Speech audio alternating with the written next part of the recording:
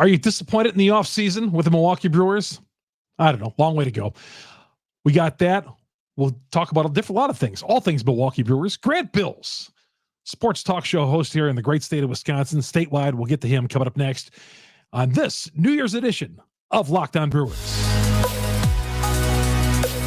You are Locked On Brewers, your daily Milwaukee Brewers podcast. Part of the Locked On Podcast Network, your team every day.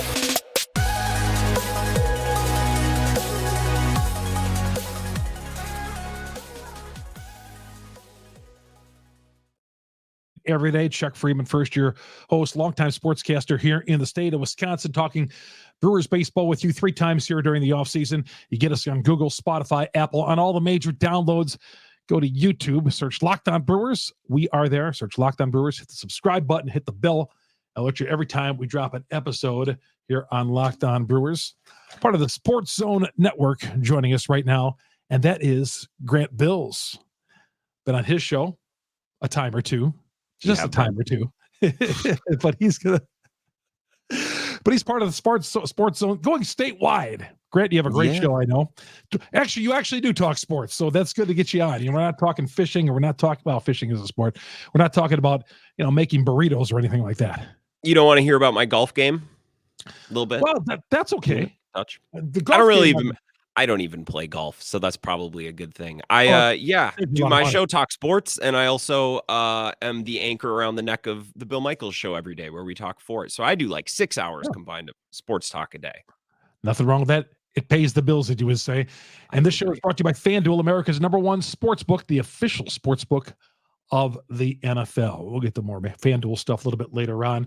We're talking the Milwaukee Brewers. Grant, are you disappointed off the top here that there hasn't been any action with the Brewers offseason so far? I suppose they kind of did a lot of their moving and shaking last offseason. I don't know if it's reasonable to expect them to go out and make acquisitions every year. So remember last year you had Contreras coming in, and they had the idea to bring up a lot of these pieces for the first time, like Turang and Weimer, who I'm sure we'll talk about. As a Brewers fan, I think you got to count your blessings when you get acquisitions. So no, I really wasn't expecting them to add much. They might have too many players right now. And we saw that with the Hauser trade that included Tyrone Taylor as well. So no, I haven't been disappointed by the offseason, I guess, other than the fact that Craig Counsell ditched us for Chicago. Not that I think that's too negatively going to impact the Brewers moving forward. It just pissed me off a lot. So no, I'd say that this has been a par for the course Milwaukee Brewers offseason so far. Grant, I feel like you said a lot of players, but a lot of warm bodies, I want to say. I mean, we got some potential in some of the young guys, obviously, but is there a superstar in the mix? Well, I guess it would have to be Chourio, right? Well, yeah, who hasn't played an inning yet. Exactly. So they're thinking, obviously, that it's going to be Chourio. Because they have a lot of, warm bodies. They have a lot of players. I don't know what Garrett Mitchell can be if he's healthy for a full year. I don't know what Frelick can be in year 2. I'm a little worried about Turang. Turang, unlike Weimer and unlike Frelick, he had weaknesses in his swing. Like Weimer can't hit the breaking ball, and Frelick struggled with the breaking ball. Turang couldn't hit the fastball either. So I'm worried, I think, mostly about Turang.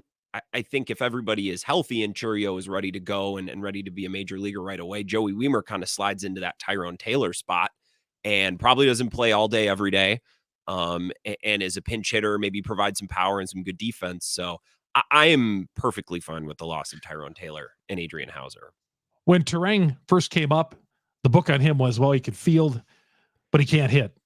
At least yet. And then, hit that grand slam right off the bat there, and I'm like, okay, maybe he can't hit. Then 161 games later, and I'm like, oh yeah, maybe he can't hit.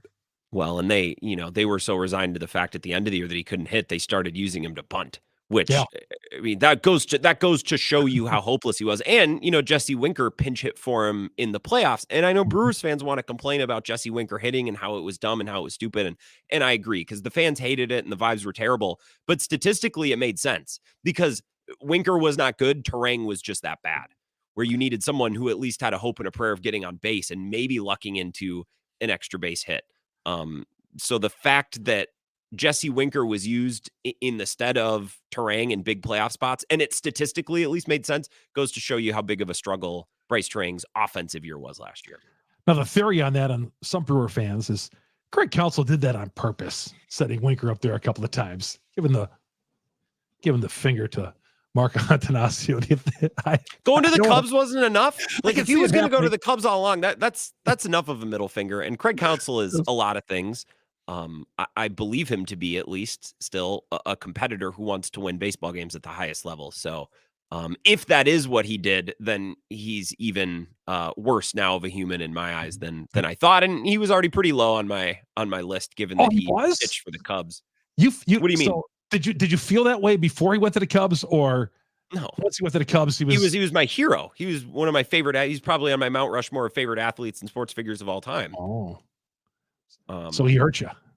Yeah, he did. He pained you a little bit. He did, and then twist the knife every time he acts like, I don't know why everyone's so upset. It's like that. No, you're making it worse.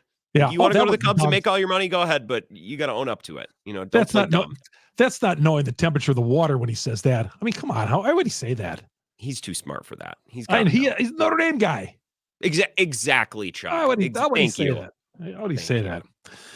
Grant Bilse joining us. He's from the Sportszone Network. You hear him statewide. Unfortunately, you don't hear him in the Milwaukee area. You should be in the Milwaukee area because he's great. Joining us here on Locked On Brewers, part of Locked On Podcast Network. We are your team every day. Of course, you can get him on their app though as well. So this offseason, do you think that there's going to be any like I want to call it an un-Brewers move, something that's going to surprise the heck out of us? Probably not at this point. No. Well, let me ask you this, Chuck. Was the Contreras trade, the trade to acquire William Contreras last year, was that a Brewers move?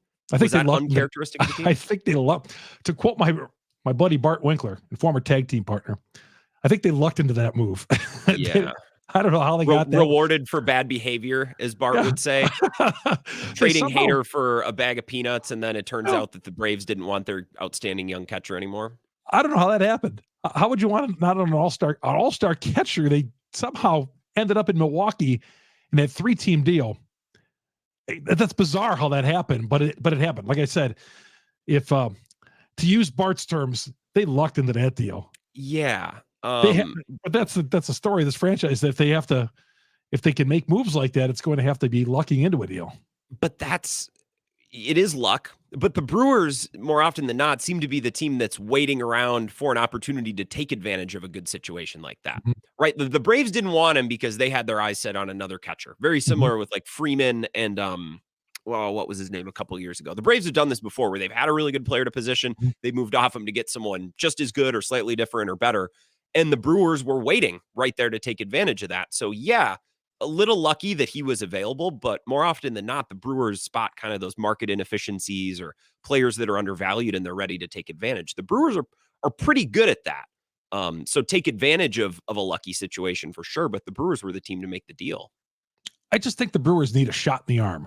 And when I say that, Grant, something to get the ball rolling a little bit. It's a little bit of excitement. Yeah, they won 92 games, but they fluttered in the postseason. And the way the roster right now looks, if I'm a season ticket holder, I'm looking at them, I'm looking at it and I'm saying, huh? No. Well, it's the classic Ted Thompson thing, the school of thought that persisted for years, where it's like, they do sign free agents. They just sign their own, right? As if that's supposed to make us feel better. And I guess the same might be true with the Brewers. It's like, well, they do have exciting players coming in. It's just their own guys. They have Jackson Chourio coming in. So I think a lot of Brewers fans are probably really amped to see Chourio. And a lot of fans are, I talked to him on my show, take calls. And there are some fans that have a difficult time understanding why the Brewers gave $80 million to someone who never played a major league game before. So it just depends on your perspective. I bet a lot of people are amped about Chourio, and that's excitement enough going into the season, and others need to see a little bit more after the way last year ended. And those same people are going to call you back if Chourio goes on the injured list or gets shipped, because he's going to be on the opening day roster, but he gets shipped down or he gets off to a slow start. So they gave $80 million to a guy who's never played. But I get them. I totally get them. I think it's a great move. Well, the Brewers, and this is what I said at the time to anyone that's skeptical about this contract, like he could bust. He totally could. No prospect is a sure thing. Chourio is more of a sure thing than any Brewers prospect we've seen in our lifetime, right? Everyone's been hurt by a prospect. Like whether we reference Keston Hiura, I always remember Matt Gamble as a player who I thought was going to be their third baseman in the future and wasn't. So prospects bust all the time. Chourio is on another level than all those guys, so he's least of all likely to bust, still could bust. But what I told Brewers fans that were frustrated by this, Chuck, on my show, called in, I said, well, the Brewers at some point, if they want to win a World Series or at very least make one or get very close, they're going to have to get something to break their way, right? They're going to have to trade for a rental that's amazing for a couple of months, or they're going to have to take a risk with a big contract. And I think this is the best type of risk. This is the best leap of faith the Brewers could take, is extending one of their own in hopes that it goes well. I think that's as good a process as any when the Brewers are kind of pushing some chips. This is a push your chips to the middle of the table move, right? Like, this is an aggressive move. I think it's the right type of aggression for a team like the Brewers. I think an aggressive move would be go out and somehow get a way to get Pete Alonso to play first base here. Yeah. And then you take on that contract after that. I mean, because he's got 1 year of player control. And they might, like, if this team looks awesome, maybe that's a player that type of player they look for at the deadline. I think the most likely scenario is that Jake Bauers is, their day one first baseman. And see, that's, yeah. Don't sound too excited, Chuck. No, well, Jake. When I hear that they're considering Santana yet at first base, I mean, come on, we're trying to win a pennant here. I mean, Santana was a nice fit, nice September fill-in there, August fill-in until, we figure out what we're going to do in the offseason. But let's not go down the Carlos Santana road again for first base. Well, Santana was a good first baseman because their other options were awful. Like, Winker was not playable. Tellez got to the point where he wasn't playable. They had Owen Miller playing first base out of position, right? And Carlos Santana, just by the nature of being a functional, competent first baseman, immediately got to Milwaukee and was an improvement. I would like to set our sights a little bit higher on either one of the corner infield spots. I'm not greedy, Chuck. We're reasonable as Brewers fans. I don't need an all-star first baseman and third baseman. Like, one is fine. If you want to start some slap at third, but have Pete Alonso at first, I'll take it. But I don't want to do Jake Bauers on one side and then another Luis Urias type at third. Like, one of those corner out or corner infield spots has to produce. Yeah, going in last year, I thought, who's our third baseman? Urias? That's what we're going to go. That's what we're banking on. And then now they couldn't wait to get him out of town after a couple of months. Well, he got hurt, and then Tellez, they marketed a lot of stuff around him, and the guy couldn't even make the postseason roster. It's funny you say that. I got right here. I got Rowdy Tellez's bobble. I got, with his two dogs. I'll go on record by saying this. He will never have a Pittsburgh Pirate bobblehead. Oh, no. Unless Rowdy makes it himself. Oh, no. Well, and he might. Maybe he's the artsy type.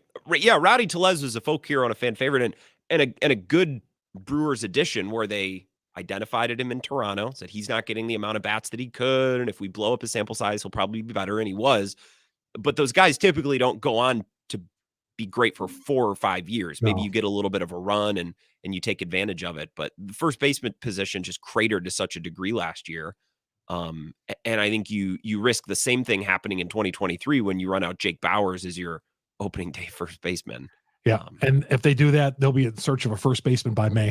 Hang on, Grant. I got to get to a quick spot here. This show is brought to you by FanDuel, America's number one sportsbook.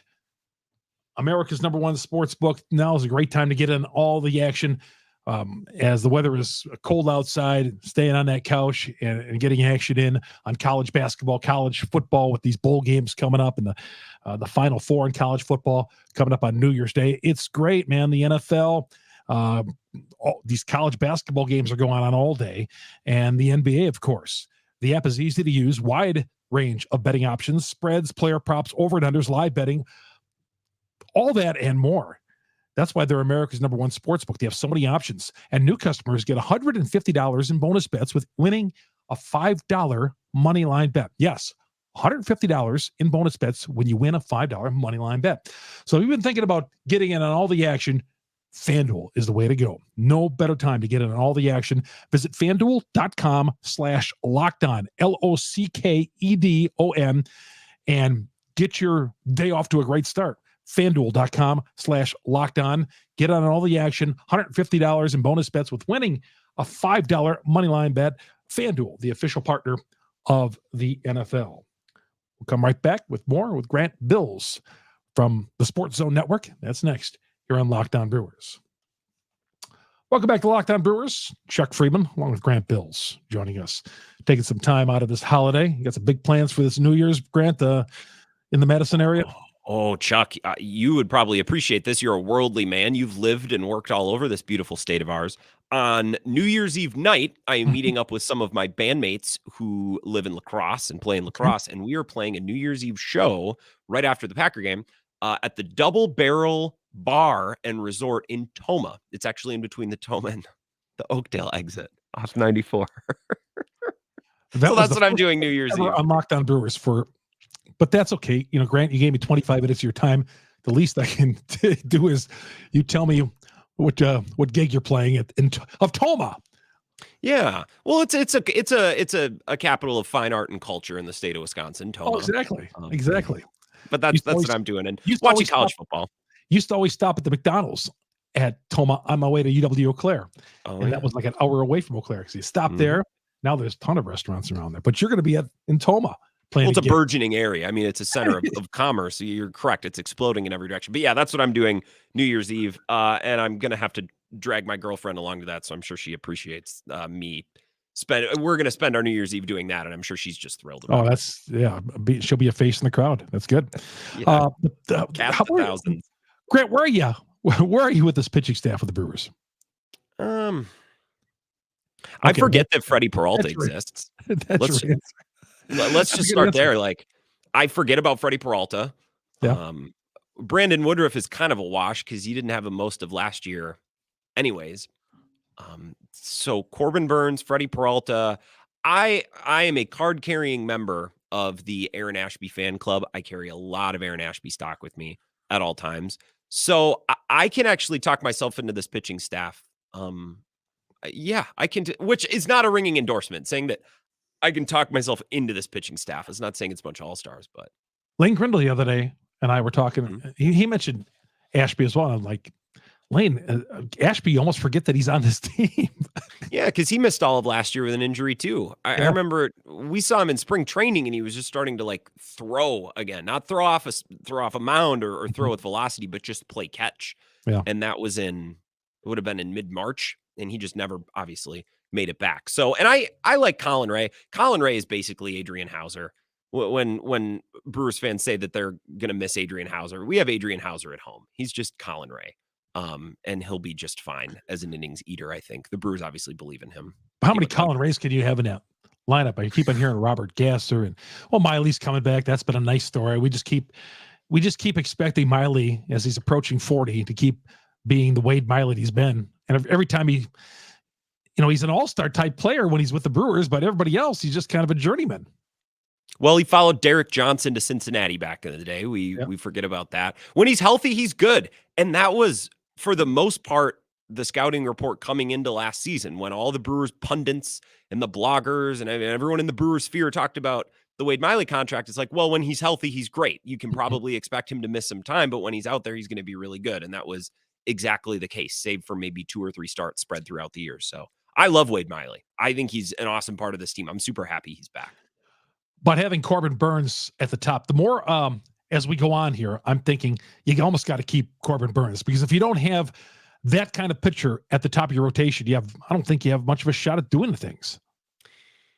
So what do you think of the idea that Mark Attanasio is not trading Burnes because he wants fans to feel like they're competing? Like he doesn't want the backlash that he got from the Hater deal. I don't know that I like it. You're talking about the thing that Rosenthal said, right? Yeah. Yep. I can see that. Is it good process? I don't know.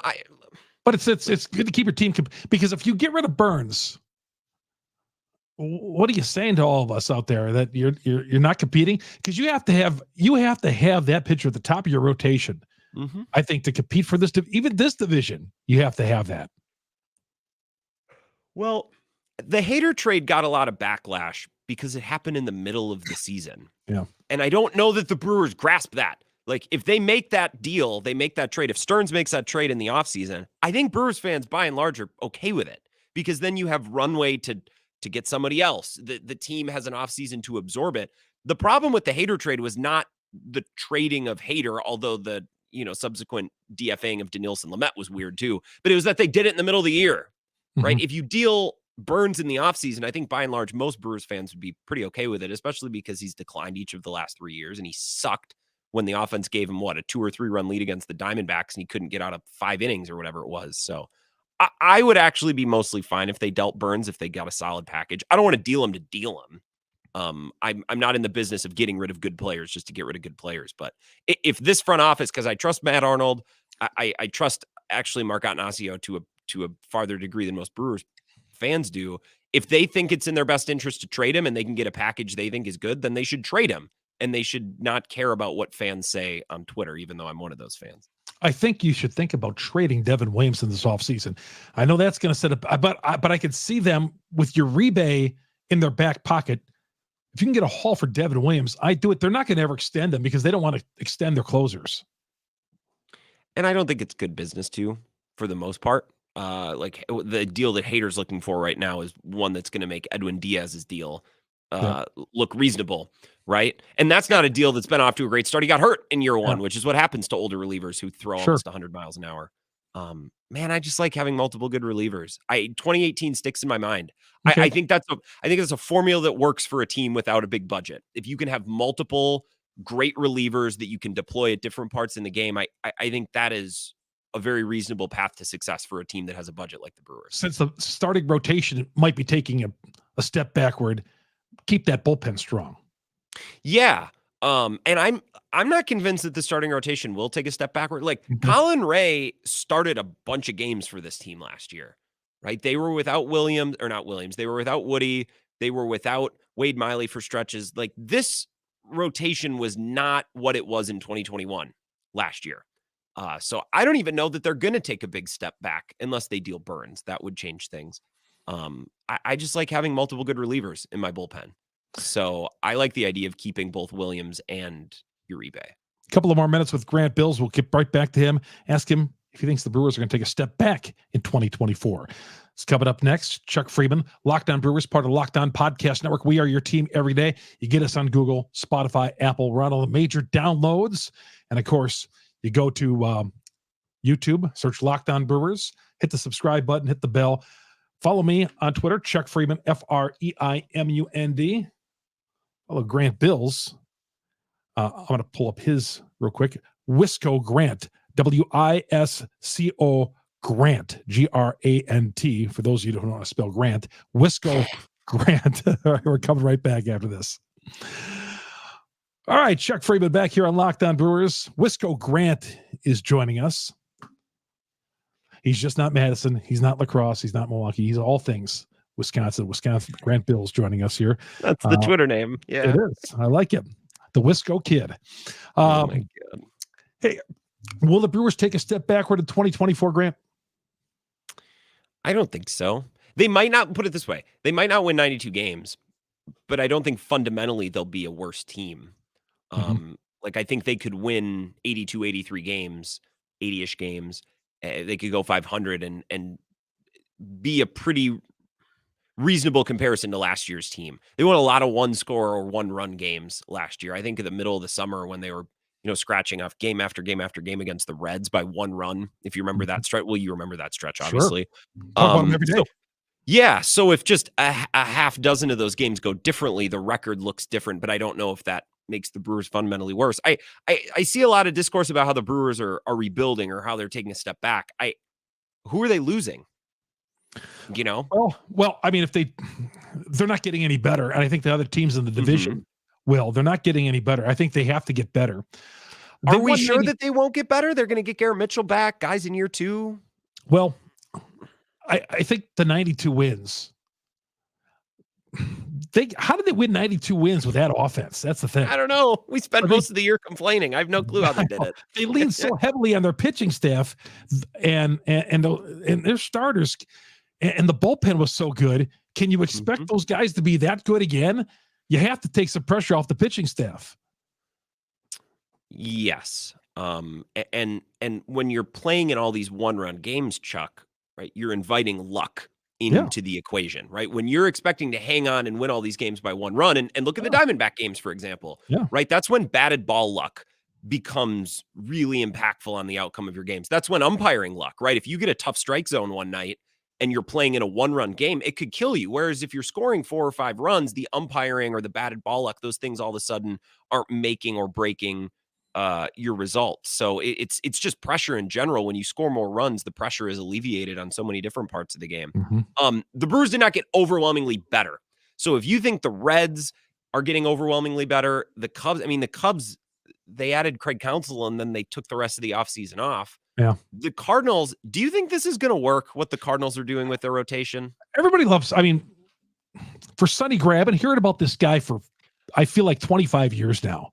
Bart's guy. Speaking of Bart's big Sonny Gray guy. I wasn't going to bring a Winkler again, but yeah, so that brought some battles because he would always mention Sonny Gray. I'm like, Sonny Gray. Yeah, Sonny Gray. No, the Cardinals are trying at least. They have to get better because that was inexcusable for them last year. Yeah, and the Cardinals of my childhood, the Devil Magic Cardinals, they're the type of team to bring in Sonny Gray, Lance Lynn, and the other 35-year-old over-the-hill guy who name escapes me. The Cardinals that I knew my entire life would take that rotation and be amazing. And they'd go on a run in the playoffs. I'm not so sure now. I'm not so sure the Cardinals have it in them to take a bunch of 35-year-old pitchers who have, minus velocity and they can't strike out guys. And I don't know if I would expect it, the Cardinals to do that. So around the rest of the division, I guess it kind of depends what you think of these other teams. I think the Brewers, for the most part, are going to be the same team because they didn't have Woodruff last year. So it's not like they're not losing Woodruff relative to 2022. They're losing him off the roster, but compared to last season, it's mostly the same. They lean so heavily on their pitching staff. Can those pitchers churn out as many quality starts and keep them in the ball game if this offense is not going to produce? I thought the pitching staff was the best in baseball last year. It was really good. Yeah. And it's we'll see how Pat Murphy manages his arms. I would imagine his school of thought will be pretty similar to Counsell, the guy who who's replacing. So it'll be interesting to see if the pitching staff is managed any differently. I can't imagine that it would be. They have arms, right? Between Jansen Junk, Robert Gasser, Aaron Ashby. I kind of still own some Ethan Small stock. I'm told by those around me, sell it. I won't. I'm going to hold it. But bottom end of the rotation guys or middle relief guys to help eat innings, they have, as they have had for the last couple of years, a plethora of arms. I'm not sure where they all slot, and I'm not sure if they're all going to be great, but I'm not worried about the amount of arms they have to eat innings. So I don't worry about it too much. Grant, have yourself a great New Year. Thanks for stopping by. Have fun in your gig on New Year's Eve, and we will talk to you down the road, my friend. Thank you, Chuck. Have a happy New Year. Grant Bilse from the Sportszone Network. Hear him statewide. Does a great job. Does the late afternoon shift. This is Chuck Freeman, Locked On Brewers, part of the Locked On Podcast Network. Find me on Twitter, Chuck Freeman, FREIMUND. Go to Google, Spotify, Apple. You get all the downloads with the number one brewer podcast on the internet. And of course, go to YouTube, search Locked On Brewers, hit the subscribe, hit the bell. Thank you all the everydayers for joining us here on Locked On Brewers, part of the Locked On Podcast Network. So long, everybody. Have a great New Year's.